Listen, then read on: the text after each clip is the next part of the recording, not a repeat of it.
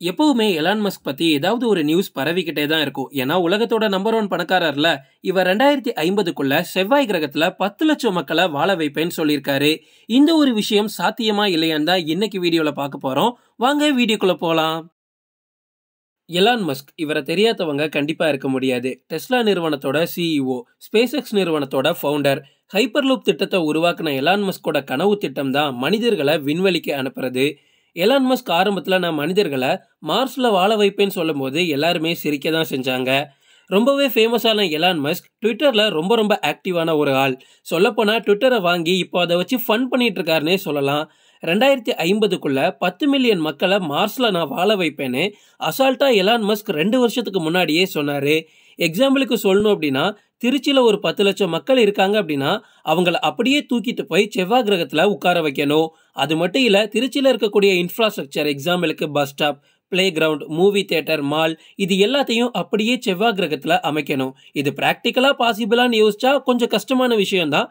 ஆனா இன்னைக்கு இருக்கிற டெக்னாலஜிக்கு எதுவும் முடியாத விஷயம் இல்லைன்னு நான் நினைக்கிறேன். பூமியில இருந்து 16 கோடி கிலோமீட்டர் தூரத்துல மார்ஸ் இருக்கு. பூமியில இருந்து கிட்டத்தட்ட 6ல இருந்து 8 மாசம் டிராவல் பண்ணா மட்டும்தான் மார்ஸ்க்கு போய் சேர முடியும்.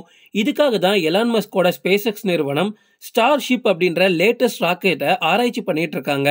இந்த ராக்கெட் ஃபுல்லி ரீயூசபிள் ஹெவி வெயிட்னு சொல்லப்படுது. எலான் மஸ்க் உருவாக்குன ராக்கெட்ல 2 ஸ்டேஜ் இருக்கு.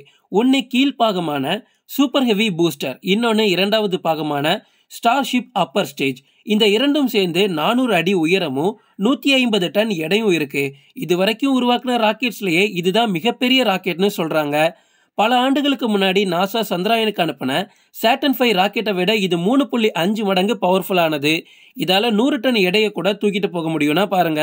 எலான் மஸ்கோட மிகப்பெரிய மணி சேவிங்க இது ஒரு ரீயூசபிள் ராக்கெட். ஸோ இதுல செலவு இவ்வளவு மிச்சமாகும் தெரியுமா? இதோட மேல் பாகம் ஸ்பேஸ்குள்ள என்டர் ஆனதும் இதோட கீழ்பாகம் சேஃபா பேஸுக்கு திரும்பிடும். இது மூலமா பல கோடிகள் வீணாகாம தடுக்கப்படுது. அப்புறம் என்ன, இந்த ராக்கெட்டை மக்கள் போற மாதிரி டிசைன் பண்ணா போதுமே, மாஸ்க்கு நம்ம மக்கள் போயிடலாமே அப்படின்னு நீங்க யோசிக்கிறது எனக்கு புரியுது. பட் அது அவ்வளவு சுலபமான விஷயம் இல்ல. ஃபர்ஸ்ட் இந்த ஸ்டார்ஷிப் பூமியில இருந்து ஸ்பேஸ் வரைக்கும் போறதுக்கு சூப்பர் ஹெவி பூஸ்டர் உதவி செய்யும். ஸ்பேஸ்ல இருந்து செவ்வாய் கிரகத்துக்கு போறதுக்கு இந்த ஸ்டார்ஷிப் மறுபடியும் ஃபுல்லா ரீஃபியூல் பண்ணணும். அந்த ஃபியூல் எடுத்துக்கிட்டு போறதுக்கு இன்னொரு ராக்கெட் தேவைப்படும். சரி, இந்த ரீஃபியூல் பிரச்சனையை சரி செஞ்சுட்டா கூட அடுத்த பிரச்சனைன்னு பார்த்தா அது பூமியும் செவ்வாய் கிரகமும் 2 வித்தியாசமான ஆர்பிட்ல சுத்துறது தான். செவ்வாய் கிரகம் எசென்ட்ரிக் ஆர்பிட்ல சுத்துது, அதாவது பூமியோட ஆர்பிட்டை விட இது பெருசு.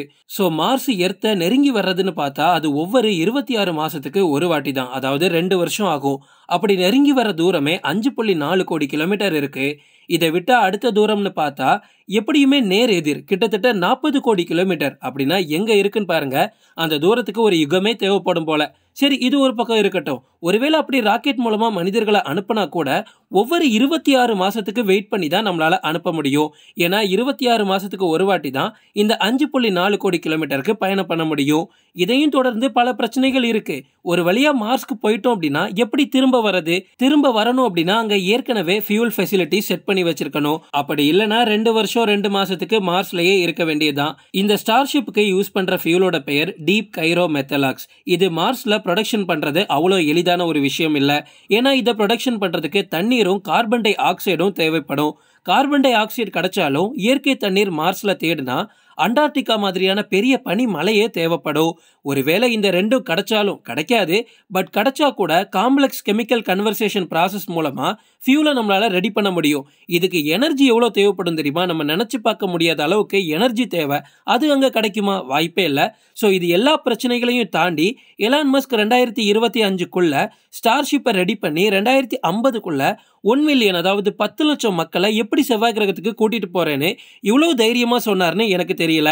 இதுல ஒவ்வொரு 26 மாசத்துக்கு ஒரு வாட்டி தான் போக முடியும். ஸோ எலான் மஸ்க் ஆயிரக்கணக்கான ராக்கெட்ஸை உருவாக்க வேண்டியது வரும். இந்த ராக்கெட்ஸ் எல்லாத்தையும் ரீயூஸ் பண்றதுக்கு அடுத்த செட் ஆஃப் ராக்கெட்ஸ் மறுபடியும் மார்ஸ்க்கு வரணும். அப்ப கிட்டத்தட்ட 2 மடங்கு ராக்கெட்ஸ் நமக்கு தேவைப்படும். இந்த ராக்கெட்ஸ்க்கு ஃபியூல் எடுத்துட்டு போறதுக்கு தனியா அதுக்குன்னு ஒரு ராக்கெட்ஸை நம்ம வச்சுக்கணும். அந்த ராக்கெட் மட்டுமே கிட்டத்தட்ட 15,000 இருந்து 20,000 ராக்கெட்ஸ் தேவைப்படும். நார்மலா மனுஷங்களை கூட்டிட்டு போறதுக்கு மட்டும் இல்ல, நம்ம ஃபியூலை எடுத்துட்டு போறதுக்கும் பேக்கப்புக்கு ராக்கெட்ஸை வச்சிருக்கணும். இது எல்லாத்தையும் அவரால பண்ண முடியுமானா, இந்த உலகத்தோட முதல் பணக்காரர் அவர் தானே, அவரால பண்ண முடியும்லாம் நீங்க யோசிக்காதீங்க. ஏன்னா இதுக்கு நம்ம பல லட்சம் கோடிகளை செலவு பண்ண வேண்டியது வரும். என்னதான் எலான் மஸ்க் உலகத்தோட நம்பர் 1 பணக்காரரா இருந்தாலும் இந்த மிஷனை முடிக்கிறதுக்கு தேவையான பணம் உலக நாடுகள் கிட்டயே கிடையாது. இந்த ஸ்டார்ஷிப்பை ரெடி பண்றதுல ஸ்பேஸ் எக்ஸ் நிறுவனம் ரொம்ப மும்முரமா வேலை பார்த்துட்டு இருக்காங்க. வாரத்துக்கு 2 ராக்கெட்னு வச்சு பார்த்தா கூட 2050க்குள்ள 3000 ராக்கெட்ஸ் மட்டும் தான் நம்மளால உருவாக்க முடியும்.